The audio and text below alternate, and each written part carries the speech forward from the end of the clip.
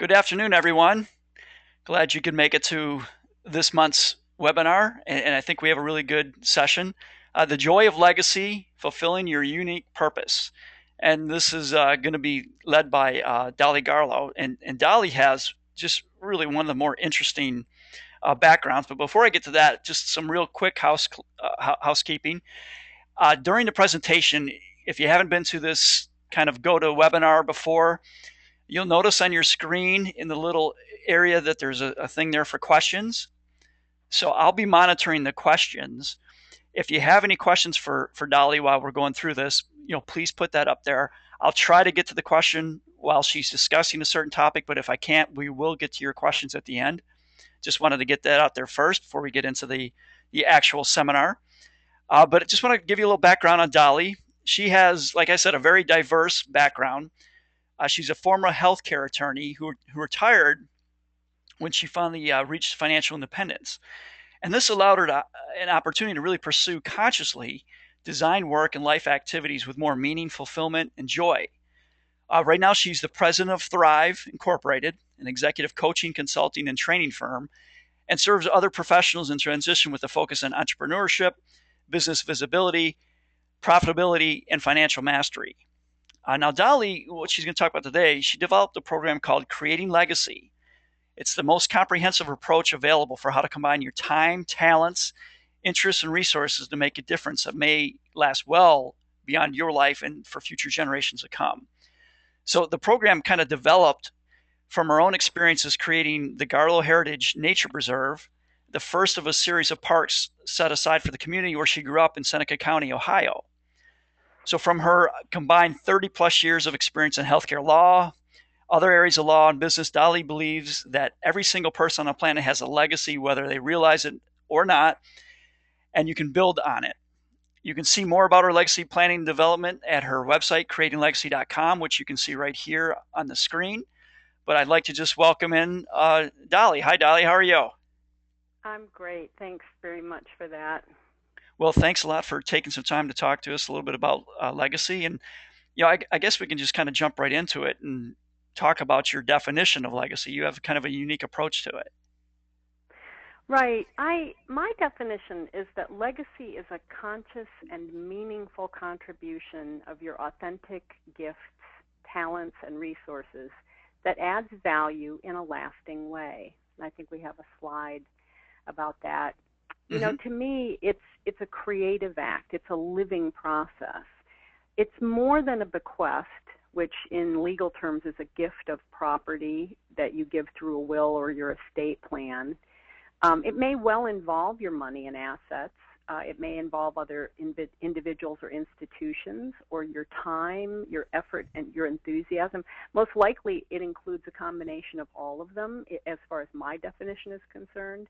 Okay. And it may well involve estate planning, financial planning, and business planning, depending on the idea that you have for a legacy project and the structure needed to carry it out. So the notion behind my work called Creating Legacy is about coordinating all that, which is something I needed to do, when I got into it. And so I like to help people develop a legacy while they're fully alive to enjoy building it, and then building it from the beginning with the idea that it's something they will step away from, they'll make sustainable so that it can continue long into the future. And this is, different from a trust. Might use that as a vehicle, but it's different from an estate plan. It's something that you get to actually actively be involved in. And Okay. so, whatever it is, for that person, it just makes the concept of legacy more widely applicable to everybody. And, mostly I'd have to say for me, it's really a consciousness about our individual capacity just for contribution. Okay. Well, you talk about you, and you sort of came to this through your own life. So, can you kind of give us, some examples of the experiences that sort of led you to this view of legacy? Well, yes, I'd be happy to do that. As I think about it, there were a series of events that kind of came together for me that I think, the people that you work with may well relate to. Initially, my professional training in nursing and then my later training as a professional coach, these built on my basic understanding that every person is a unique individual. So, in both areas, my focus has always been helping them self-actualize. That is to realize their highest potential for living life fully, for being productive and creative no matter what they're dealing with, for experiencing joy and making a contribution. That's the ultimate culmination of meaning, purpose, and joy in life. So that also reinforced my own personal values and my own sense of purpose. And then, in between those two professions, I practiced law for 16 years, as you mentioned. And as a healthcare attorney, I got to see another side of the concept of legacy. And this is something I never thought I'd be involved in. But as a healthcare attorney, I periodically was appointed by the local probate judge to be a pro bono attorney ad litem in cases known as intestate succession cases. And what intestate succession means is that's when somebody dies without a will. And so when somebody dies without a will, we have to go through probate, and we have to go through this process where you identify the person's heirs and you identify their property. And so I would get appointed to represent what were called the unknown heirs, because you had to go out and find them. They weren't written down. They weren't in the will. They weren't identified. So we had to go out and find them, which was always kind of interesting because sometimes we found people that nobody knew about, a child that somebody had that nobody knew that was related, and was quite an interesting process. But the thing about it is that the person who died didn't think that they had enough, certainly property, to leave behind that mattered. But they were always remembered. When I would do the research to go find the unknown heirs, I had to talk to a lot of people, and they always had something to say about a profound positive impact that they had on someone else's life, teaching them something significant, being there for them when it was really needed, something. They had passed on a legacy. Others could see it, and, that always impressed me. Okay. But it also raised a question, and I think you've put up that slide, and the question is, what if we consciously focused on our own legacy and on maximizing the positive impact we could have? What if we focused on leaving everything and everyone we touched better than when we found them in some way, or beyond that even, created and built things that last beyond us? Something that would carry on, whether it's a bank account, an art collection, a memoir of life lessons, a beneficial business, a charitable foundation. I mean, it could look a lot of different ways, but what if we consciously focused on that? So you basically started the whole legacy process by answering these questions, for yourself. So, I mean, can you kind of enlighten us on how you did that? Thank you. Yeah. Initially, it occurred for me, I think, in two ways. First was that, you mentioned that I was a healthcare attorney, and I had built a healthcare law firm in Austin, Texas, where I was living at the time, and it was really based on some core values of mine. And I know a lot of people who build their own businesses sort of pour themselves into it, but we worked to involve people in their legal cases and to solve problems as holistically as possible. I think I brought that from nursing. I wanted to work with clients who came to me with a legal problem to help them understand the law that applied in order to prevent further legal intrusions that they couldn't see but that I could anticipate. So I focused on both client legal education and preventive law, as well as solving legal problems. And I realized that not too many other people were doing that. They were just sort of focusing on the case and handling the problem and not really working that in depth with clients. And so when I decided to leave the firm, when I reached financial independence, I decided that I wanted to transition out of the practice of law. There were other things I wanted to do. I wanted that resource to still exist. I wanted that approach to legal practice to continue. I wanted my staff to have a place to work. I didn't want to just close down the business. And so I had to learn the process of business exit planning. And that allowed me to transition the existing practice to someone else, and then contributed to my reaching financial independence, and of course allowed me to then create the work that I love doing, that I'm doing now. But the second way is that I answered that question with a problem. A problem showed up, and that was that my parents entered their spell of last illness, and my sister and I were about to inherit about 325 acres of farmland that in Ohio that the family had built up over time, and some beautiful old growth forest. But we were both working professionals at the time. We didn't have the ability to maintain the property. And long story short, we basically had a problem. We had to figure out what to do with the farm.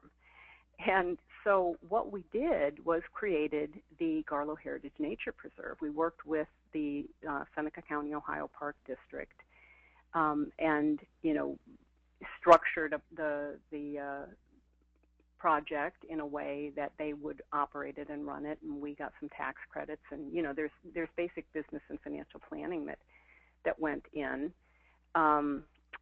But we were able to do that, and so on the slide you'll see a little picture of the family. My parents are immigrants from Eastern Europe and came to the United States with nothing, and built this beautiful property Wow. together. And so we were able to do that, and then together with the Park District, it's grown into this amazing thing. I think on the next slide you'll see some of the things that have happened. They've put up signs and built trails. They've named trails after each of the family members. You can see Dolly Okay. Trail there. Uh-huh. They put up this beautiful nature center. They built boardwalks for disabled people to access hiking. They built an equestrian trail. I mean, they put in a Montessori preschool for 3 to 5-year-olds to come out and learn about nature. Oh, And I have wow. to tell you, none of that would have happened if my sister and I had just inherited this piece of property that we couldn't maintain. Mm-hmm. And it is such a thrill now to be able to be involved, to go there, to see it, to participate in their annual fundraisers, to be a part of the Friends group, the little nonprofit that was formed to help support the park, and to have seen this project morph into 6 or 7 other parks, because other people looked at the idea and said, wow, we could do that too. And so now the Park District is managing, I think, 7 different pieces of property that are parkland. And so, I mean, that was just thrilling, but we had to figure out how to do it without any background or experience. And so Wow. those were really the 2 things that sort of got me moving in this direction. Well, I mean that's really great, especially the way it kind of motivated others to do the same. So it's I sort know. of, yeah, built upon It's that. really great. You kind of talk about the 3 realizations you had as a result of these, experiences. Uh, what were they? Well, first, the first was the recognition, just what a gift it is to be able to give to others. The people, places, Absolutely. and things we care most about, being generous and giving results in receiving back so much more. It's really a priceless experience. I really had no idea any of the stuff that would happen, with this project, and it's just been wonderful. The second realization is that while the governments and religions and educational institutions of the world are doing the best they can to create positive change, probably the best and most creative and effective way to make a difference in the world that's available to regular individuals is to develop this consciousness of generosity and then figure out how to give back what they can in a way that carries on, in whatever way they can. It is really an exceptional way to reach self-actualization, which is what I think, all the human experience is all about. And then the third realization is that there was no single comprehensive resource available to help people do that. I mean, I didn't have it. I kind of did it all by the seat of my pants, having to figure out who to talk to and what to do and how to figure out the finances and the structuring and what were all the available opportunities or different ways to do it. I mean, I didn't know. And so I thought, wow, what I could do that. I could create a resource that would help people with that. And, what I know for sure now as a result of all of that is that every single person on this planet is unique and has an important purpose to serve. And so the question is, will they ultimately use their gifts, their resources, and most importantly, their precious life energy to simply earn a living and become financially successful and enjoy this life, which is fine. But I think people realize that there's something more. So, or will they also use all of that to consciously create some real and lasting good in the world that they can feel really, really good about? And I believe that both are possible. And I also believe that that's what real wealth is all about. It's about connecting to a unique purpose that each one of us has.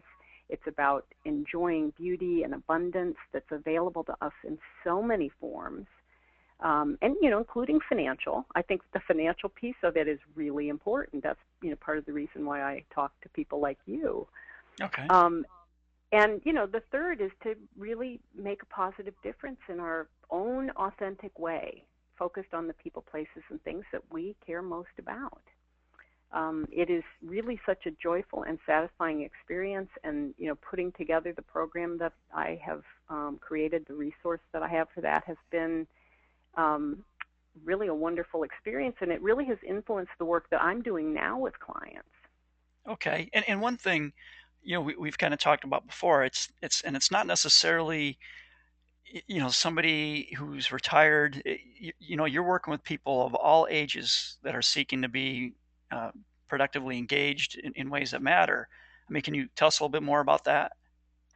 Yeah, I think that's really where a lot of this came from. I mean, that was another influence that I had. I have worked with lots and lots of professionals and small business owners in my years as a lawyer and in my years as a professional coach. And, many of them, once they got their business handled and their financial situation handled, were really ready to move on to this sort of bigger purpose. And so I have the real pleasure of helping people with their professional path. I mean, the whole path, whether it's building a, purposeful and profitable business, or getting to the financial mastery that they need, both the mindset and management to really reach and then manage their financial independence, because I think that's a big transition. That was a big transition for me. When I realized I did not have to work for earned income, that I was financially independent, and I was going to leave the practice of law, there was a huge, who am I now? Who am I going to Hmm. be? What am I going to do next? And so Absolutely. I have the privilege of, helping people with that. I work with people just to be more fulfilled in work and life, and that very often includes this concept of generosity. And then, help them create these meaningful and lasting contributions, whatever that's going to look like when they make this kind of transition, or they might want to do it through their business. Um, so what my clients have taught me is that people at mid-career and later, particularly professionals and business owners, are inherently generous, and they're uniquely positioned to make this greater contribution. I mean, we are the people who have the resources to do it. We have the smarts, the knowledge, the connections, the things that it takes to really make a bigger difference. And Okay. I think a lot of people want to continue to be involved and to be productive well after retirement. In fact, many of the people that I work dread what I call the R word because it's retirement, and people just don't want to use that word. Yeah, They there's don't. a funny coach. I don't know if you know Bobby Bowden. You live in Florida. Florida State I football coach. Okay. Well, he coached up until his 80s, and he basically was kind of forced out. And then his joke was, people say, well, why don't you want to retire? You're in your 80s, you've been doing this for 50 years. He goes, well, after retirement, there's really only one more big event in life, and it's not a good one. So Right. uh, you're kind of Exactly. you're kind of taking a different approach, though, that even after retirement, there's certainly something that people can do. Absolutely. There's tons that people can do. Yeah, I mean, they have the freedom now to do all kinds of things that are personally fulfilling, the travel and all of that. But it's like I say, you can only play so much golf or tennis or whatever your, yeah, whatever your avocation is. There's that need to be productive, to be purposeful, to be involved. And I think it's interesting. People may want to actually know how the U.S. Department of Labor defines retirement, because I think this sheds a different light on it. And they define it as working less than 40 hours a week, which I think a lot of people would really like to do, and deriving a portion of income from savings, investments, or assets. And so if you've been financial planning and working productively for a number of years, I mean, you may actually reach a point where you can retire per se and pursue something else that you're really, much more interested in. And so at mid to late career, when you have some financial security, retiring, or what I would call designing a different lifestyle based on the definitions of what really is important to you, I think that isn't such a stretch. And also, if you need some kind of part-time income, or you really don't want to start drawing exclusively from a financial portfolio, getting involved in something that allows you to, say, draw a $30,000 to $40,000 a year salary is like taking a 3 to 4% draw from $1 million investment portfolio. hmm And depending on where your investment portfolio is, you can let it sit and grow and still be productively engaged and still earn some income, and develop these other interests, and spend your energy doing something that might be more meaningful or interesting. okay. Um, so I'm showing some screens here real quick, just some things on retirement. Oh yeah, go back one more. Go back to the one preceding this one. Yeah, this is, I included this slide. This is the MetLife Foundation study called Encore Entrepreneurs Creating Jobs and Meeting Needs. And the reason that I included this information is because I think it describes a lot of the people participating in this presentation. Your clients, my clients, and if so, they're in good company. The MetLife Foundation funded a study on work and social purpose, and that's what they're calling encore entrepreneurship. It's an area that a lot of people thinking about retirement or moving into retirement, moving into that arena, are moving into as well. And they surveyed 100 million Americans from age 44 to 70, and this is that mid-career to late career time period that I was talking about. And they learned that 1 in 4, or about 25 million, so you're in good company, are interested in starting a business or a nonprofit venture or being involved in something like that in the next 5 to 10 years of life. And Hmm. almost half of them want to do so as social entrepreneurs, giving back, making the community better, creating some kind of positive impact. And most of them expect to create small local organizations that employ up to 10 people. So we're talking business. We're talking people who come from business or come from the professions, which was a business orientation, moving into that. And those projects, from my perspective, as legacy projects, they might be national, international, or even global in nature, depending on what what subject matter you decide to tackle. And then the next slide, I found in a woman's magazine called More Magazine, and there was a New York Times journalist who basically said in the article, at some point, almost every woman who works in business thinks, why on earth am I doing this? Or why on earth am I still doing this? There's so much else I want to do. There's so much else I want to be involved in. And then she says, fantasies of leaving the rat race soon follow, fueled by a desire to do some good. Which isn't to Wow. say they weren't doing good in their professional work or their business arena, but there's something deeper. There's something else. So And that. Go ahead. oh, I would say it probably gets to what you're talking about of creating their own legacy rather than maybe having some good being done through their job. It's something that they're consciously creating themselves. Yeah, personally interested in. Yeah. Okay. Exactly. Hmm. Well, you're kind of talking. You've mentioned this to me before, saying we're sort of hitting the age of legacy, and anybody looking at these statistics can clearly see that. But can you tell us a little bit more about what you call the age of legacy?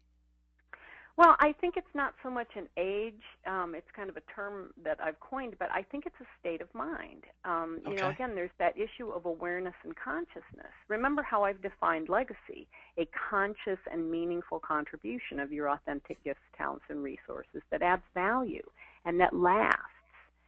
But there are plenty of younger people, even kids, and I'll give you some examples a little bit later. But there are people from Generation X, Y, and even the millennials. I mean, those are folks born after 1980.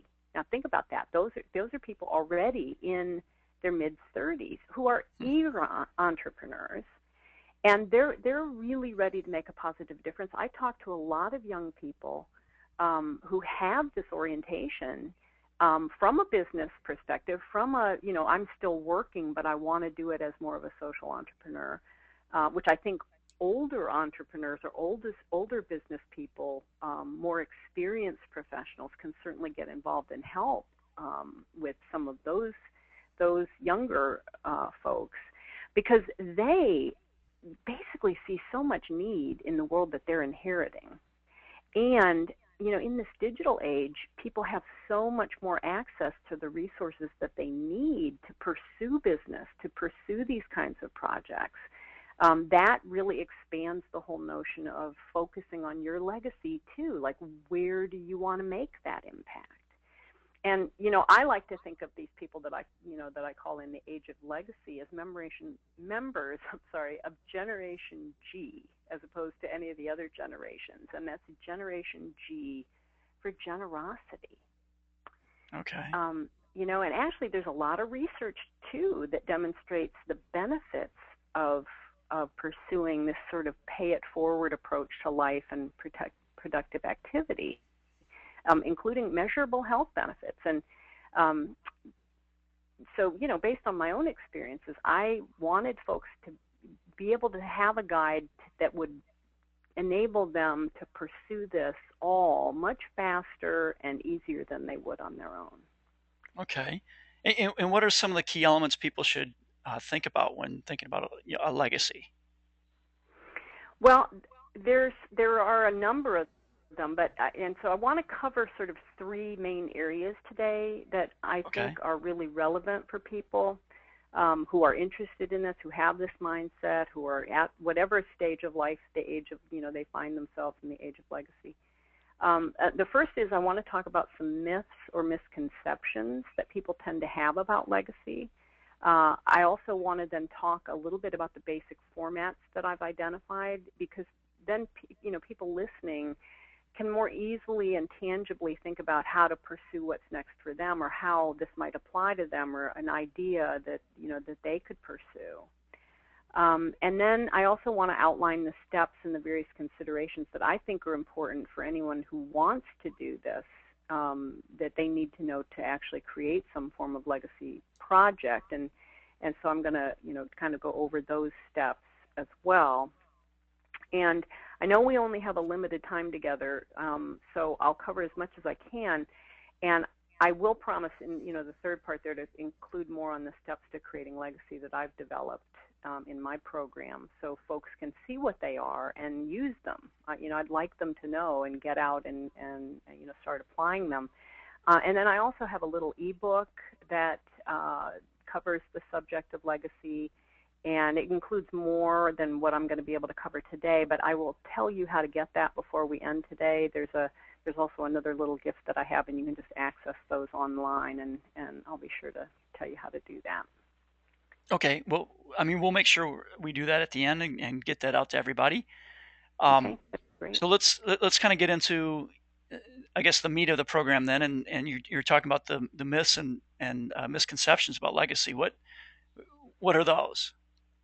Okay, well, the first one that most people think of, and when I was developing this material, I realized that having this conversation about legacy with people, the first thing that they would think about is death. And it was like having a conversation with someone about death. It's a really short conversation. So one of the myths is that the notion of legacy is something that only happens at or even after your death. I mean, one of the things you'll see if you start seeing articles about legacy is there's sort of these armchair, quarterbacks after the game saying, well, this is what his legacy was.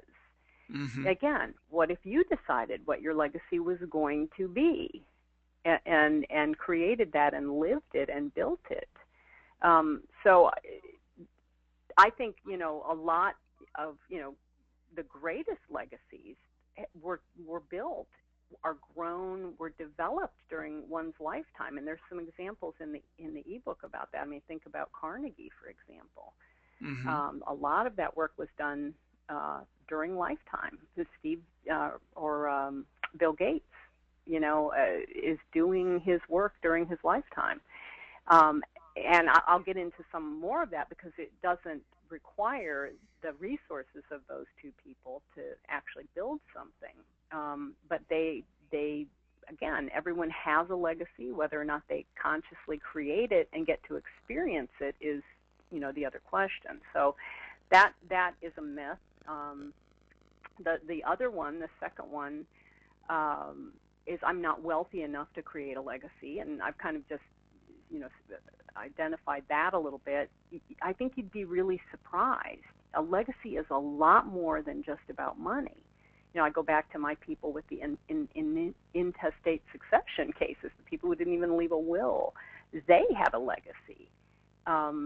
It wasn't property. It wasn't money.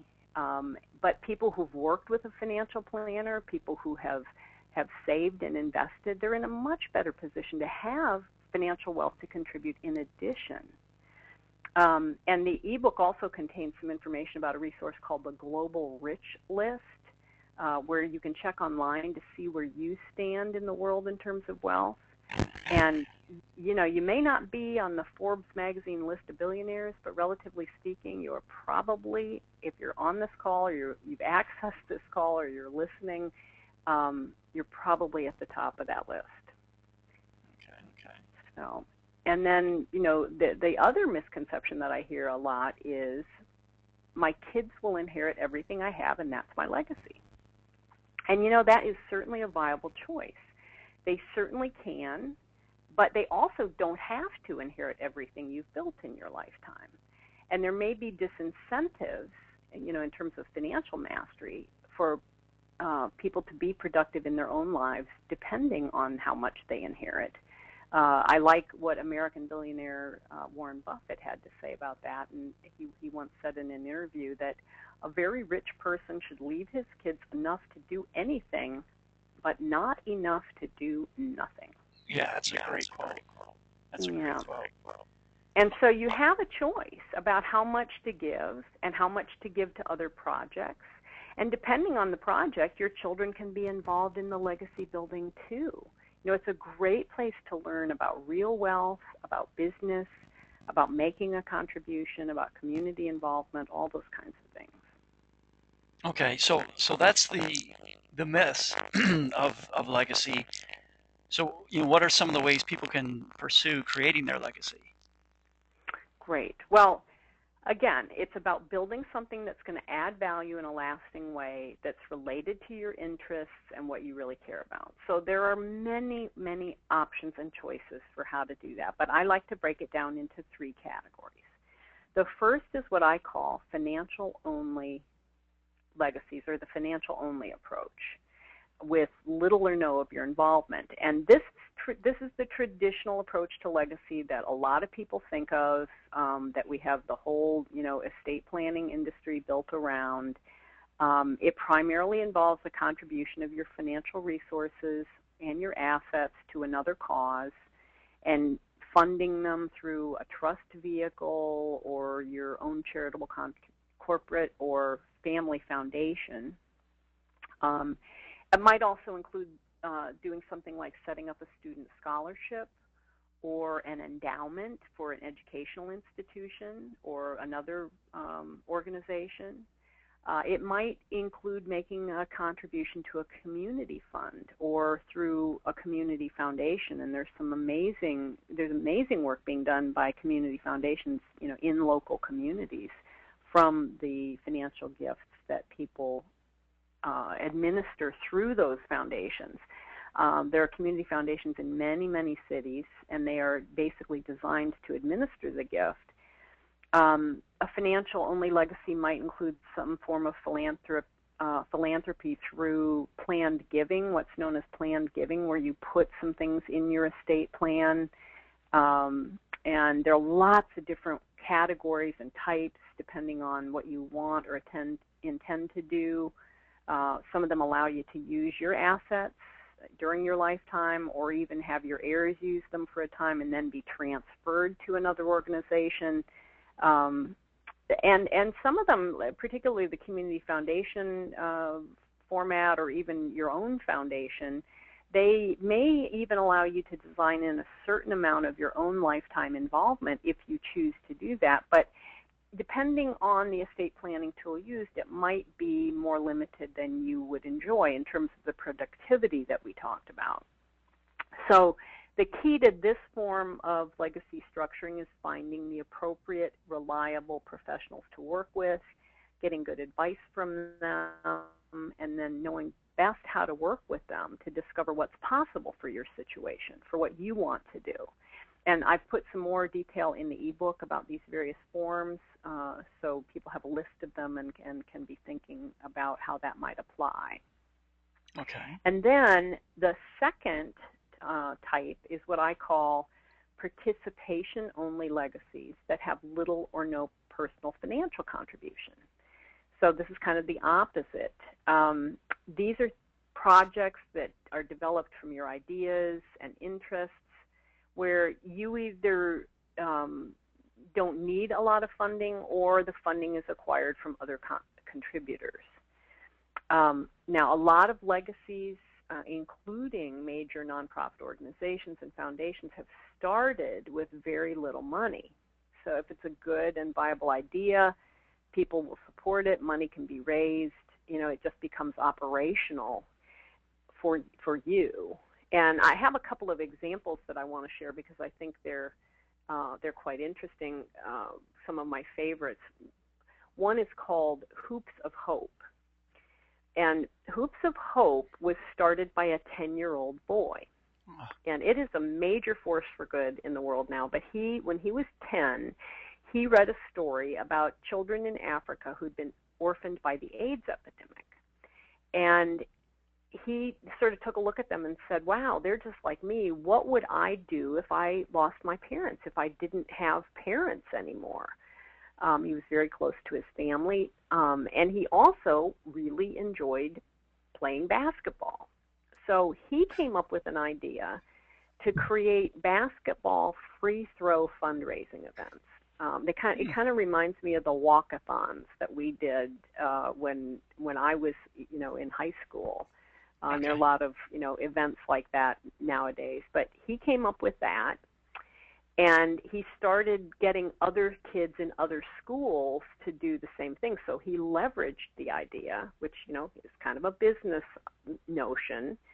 And then he connected his project to an existing nonprofit and replicated that fundraising method. So as a result, he has built several schools and clinics in Africa all devoted to, these kids who'd been orphaned. And Wow. he's done all of that before he even graduated from high school. Yeah, it makes me think I'm not doing quite enough in my own life. Exactly. And sure, he had help, and this was quite likely a family project. But he's credited as the founder because he came up with the original idea and he put his sweat equity into it. Hmm. This is a participation only legacy, the way a 10-year-old can do it. Uh-huh. So I love that example. But another example is one that I'm sure you're aware of, but you may not know the story behind, and that is St. Jude's Research Foundation. Now, St. Jude's Research Foundation is probably one of the best, one of the top childhood rare illness, treatment and research facilities in the world. But what you may not know is that it was founded by Danny Thomas. Now, depending on how old you are, you may or Oh may yeah. not remember Danny Thomas, but Danny Thomas was an actor, Uh-huh. and he actually created this legacy when he was still a struggling young actor breaking into show business. Okay. He didn't have the money to create something that takes millions of dollars to operate every year, but he had a vision and a passion and a persistence. And one day he said a prayer and said, if you allow me to be successful in this show business, in this chosen, professional arena that I want to pursue, I will build this.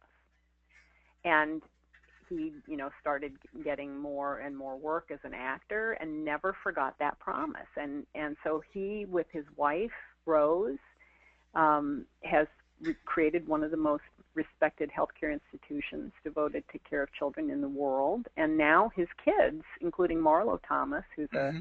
now well-known actress, a Huffington Post contributor, I think there are 3 of his children who are involved in carrying it forward. So, I love those examples because they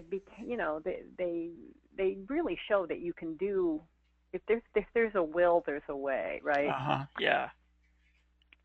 But there are also smaller participation-only legacies. They can start simply and yet be meaningful to and benefit other people. These things include things that almost anyone can do. And one category is what I call make a legacy recording.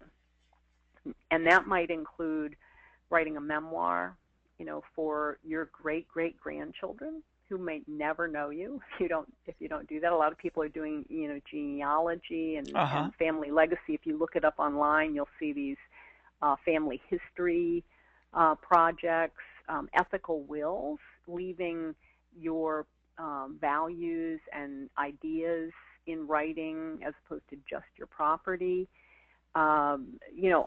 Online and digital resources now allow people to write books, workbooks, create programs, training from the knowledge and experience that you have, blogs, audios, videos, things that other people can read and see. These are tangible things that people can interact with long after you're involved with them.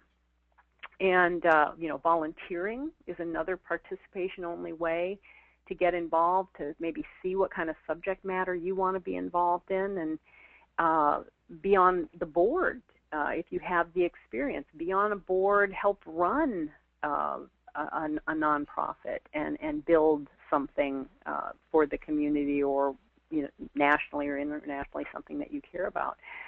So there's lots and lots of ways to pursue more of a do-it-yourself approach. It's just, again, the mindset of deciding that that's how you want to proceed. Okay. All right, and then the third approach are, what I call legacies combining the two. So you might have some resources of your own. You might obviously want to be personally involved, and this is really a lot of the work that I do with clients. And these projects sort of involve a consideration of your own financial situation to start with, depending on whether you have the resources to fund the entire thing, create your own foundation, whether you need to raise funds, whether you need or want current income, whether you want to form your own independent operation, or whether you want to connect the project to another organization. I mean, that's what we did. We worked with the Park District And Hoops of Hope, he, connected his idea to a larger nonprofit organization. So you could bring your idea to an existing organization and build it there. But so in addition to your own involvement, expertise, the key to this form is also going to be the other people and advisors that you involve in building it at this point in life. Okay. So you've kind of created an interesting tool for helping people pull this all together. So can you kind of tell us a little bit about the steps involved in your Creating Legacy program? Yeah, absolutely. I'd love to. I'm going to go very quickly through these slides. These are Okay. what I call the 7 steps to creating legacy. 7 steps to designing your personally meaningful contribution for the people, places, and things you care most about. And this was derived from my experience in building the Garlo Heritage Nature Preserve, in making the transition from, working as a full-time professional to moving in a different direction. And I wanted to incorporate all of that somewhere. So I'm just going to very quickly go through the steps and maybe some questions or things to be thinking about that people can actually apply now. So step 1 is called Create the Vision. And I started from, the beginning. You've got to know who you are, what you want to create, what's important to you, identify what you value, know who you care about, and where you want to make your impact. So in the program, I have exercises for people to work, all of that out. But essentially what we cover is, who are they now, especially in a case where they may be stepping out of a long-standing professional identity. Who are you really at your core? Who do you want to be? What parts of, your past do you want to bring forward? But then, what do you want to develop now? What are your values? What's really important to you as an individual? Who do you want to benefit? Who do you want to be involved? I mean, who do you want to play with now? Mm-hmm. And then again, where you want to focus your attention and efforts. And then step 2 is, of course, gather the resources. And this is kind of a creative step. I think it causes you to take a look, take stock, focus on what you already have to bring to a project, on identifying what else you need and who else you want and need to be involved with you. And this begins an exercise in creativity. And I say that because I think a lot of people don't think of themselves as creative, but all humans have the capacity to make something from nothing. I mean, that's just, we are endowed with that. We have the ability to take a thought, empire state building, and tangibly create this beautiful, tall skyscraper. Mm-hmm. So part of what this includes is activating your creativity. Also to take an inventory of your interests, your time, the time you want to give to this. What skills and skill sets do you have, and what ones do you enjoy using the most? What special talents do you have? The amount of time or effort that you want to expend. And then, of course, their finances and any other kind of resources that they want to bring. I think just doing this can also help shape your estate planning. If a financial-only model is the model that you choose, I think it's important to kind of go through this exercise, or at least these steps to inform that process as well. I think that would be really helpful to people who are working in the estate planning arena. Then step 3 is to begin the design. So with the foundation of the work in steps 1 and 2, this is where the creative process then begins to take shape.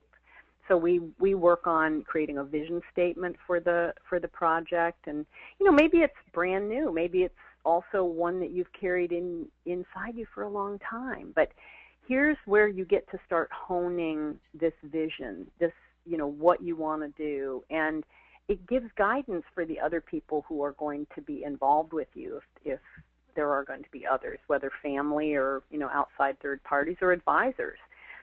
So this vision is the big why And once you get into a project, it also serves, like it does in business, to remind you why the heck you started. Yeah, yeah. Because sometimes, right, building these things, can feel like you've trudged into a swamp and you've got alligators uh, chomping at your ankle. Um, Absolutely.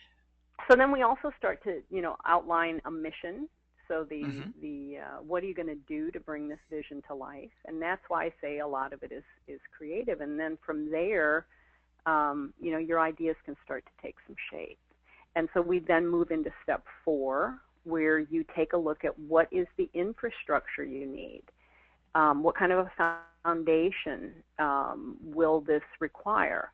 You can choose the form, primarily financial, primarily participatory, or maybe a combination. And then what sort of structure are you going to utilize? You may, might be a business, might be a foundation, might be a trust. But once you can, figure that out, you can create then an implementation plan, so you know what steps to take next. That becomes the roadmap or the blueprint that you build from. We also, I like thinking about there. I think I put the quote on the slide there. There's a quote from the Great Law of the Iroquois Confederacy, a Hmm. Native American group, that in every deliberation we must consider the impact of our decisions on the next 7 generations. So Yeah, when you're thinking that way, the structure you choose is going to be kind of important. What am I going to yeah, build today that might be here 7 generations from now? yeah. That's a great quote. It's too bad we don't think like that across all aspects of our life. Well, this is the time to To bring that in. So absolutely. so in step 4, we also focus on what I call the 4 M's of business planning, because I do think some of this requires, even if you're setting up a trust and you want it to administer funds in a certain way, there's a certain sort of business mentality, I think, or if you create some kind of a foundation or scholarship, there's a business mentality to making it all happen. And so I start covering what's called the 4 M's of business planning, which are mission, money, management, and marketing. And so we've already started with mission, and so we focus a little bit on money. Again, the resources, what kind of financial plans are needed for the project to carry on for 7 generations. And then the management, who's going to be involved? What role are you going to play? And how long are you going to play it? So we can create some momentum in developing the project. And then we move into step 5, which I call bring the project to life. And we go in depth on the 4th M, which is marketing. And I talk about marketing, but I talk about it more in terms of strategic communication. And this is one of my favorite areas in business, because most people know very little about what marketing is or what it's supposed to do.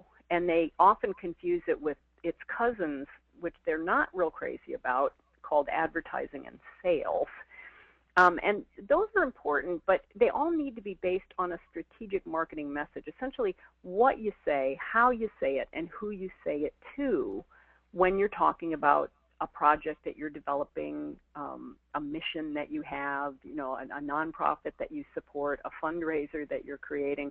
Whatever it is, it takes designing solid communications on what you're doing, what I call the inside reality of your project, and then being able to address the outside perception, like what do people think about what you're doing, how do they view what it is, and then how to communicate it in a way that they easily receive it and respond to it and want to come and be involved.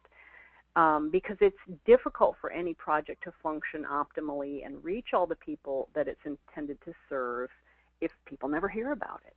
So I think it's important to focus on the marketing aspect. Okay. And that's how I think about marketing. And then step 6 is called harvest the rewards and keep it going. And this is really fundamental in legacy planning, because the whole idea of a legacy project is to build something that you are going to step away from, build it from the beginning, knowing that you're going to step away from it, and making sure, again, that it endures for the long term. So this is where we address both succession and exit planning. You're creating systems for the operation of whatever the project is, and the exit planning, when you leave, when somebody else leaves. And for a lot of people, this is really applicable to where they are now in getting started with their legacy project. They want to look at, well, how do I get out of what I'm doing now in order to get there? So it can have sort of a dual focus. And for some people, once they've built this project, they're still going to have the time and energy to build another one. So they may repeat the process. And being able to step away from it and knowing how and when you're going to do that allows you to go on to the next thing. Okay. And then, the seventh step is what I call build the bridge.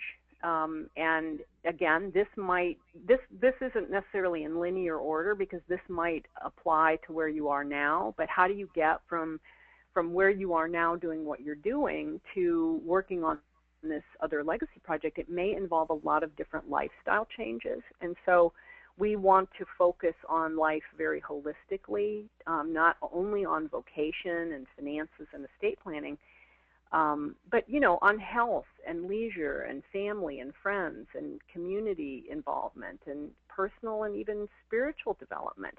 Where does all of that fit in this sort of new lifestyle, this new age that you're moving into, in thinking about and carrying out your legacy? And so that's pretty much the steps.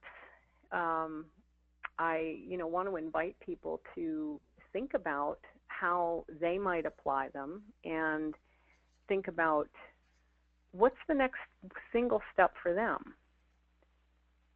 Okay. Well, I mean, you certainly laid out a lot to think about for people, and but I think you've also kind of laid it out so that we know that something can be done. There's definitely, Absolutely, and it yeah, and and it I starts think that's with kind a of single step. yeah, absolutely. Well, I mean, what do you usually see as the most difficult step for folks? If they're looking to build their legacy, is it just getting started, taking that first step, or is it sometimes It's maybe? often Yes, It, it's often the first step. I mean, it's overcoming inertia is always the hardest part. Getting the plane off the ground, getting the car down the road, getting the running shoes on your feet to go out and do the yeah. exercise. I mean, it's always the first step that's the hardest. And so I would just like to encourage people to think about that. What is your great what's next? What's that idea that popped into your head as you were listening that's the one thing that you'll take action on? What's one thing that you'll actually commit to do? Because as we know, the journey of 1,000 miles just begins with a single step and putting one foot in front of the other after that. Okay. Um, and then you have a couple quotes here. I'm showing one of these. Uh, Yes, this Goethe, the couplet people are probably really familiar with from William Murray, who wrote the Scottish Himalayan expedition. He quotes Goethe saying, "Whatever you can do or dream you can, begin it. Boldness has genius, power, and magic in it." And I think that that's what people find. They take that first step and they overcome that inertia, and then the next step is easier, and they get more information, and the next step is easier. They've now taken a bunch of steps, and they look back over their shoulder and go, wow, look how far I've come in making this move. And so I think that this can help, just take the first step can really help, be bold, use your genius and power by just taking that first step. okay. And I Well, do have a little gift that I mentioned. So, as you're considering what your great what's next is, mine is to thank you and give you a gift of the little ebook that I've put together that where you can read more about all of the stuff that we've talked about today and more. So you don't have to take notes. It's kind of all in there.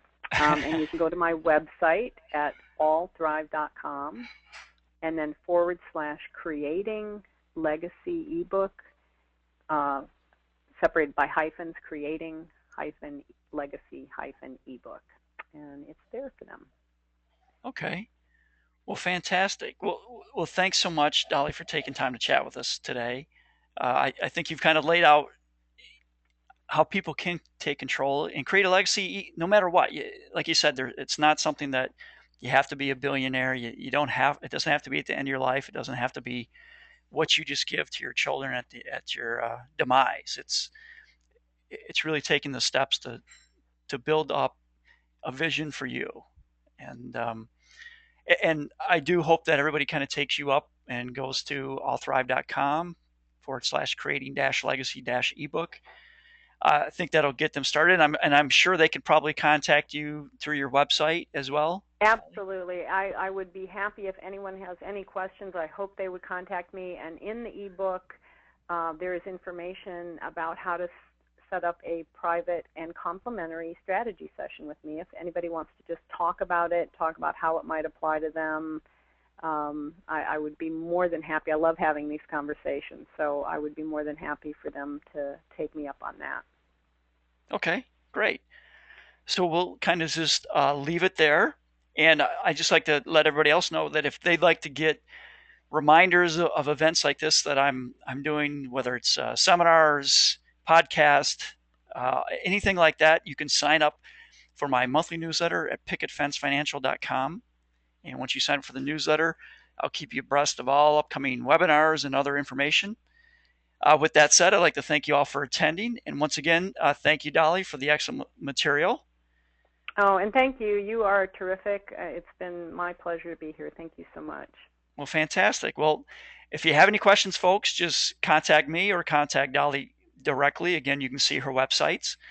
And until next time, all my best.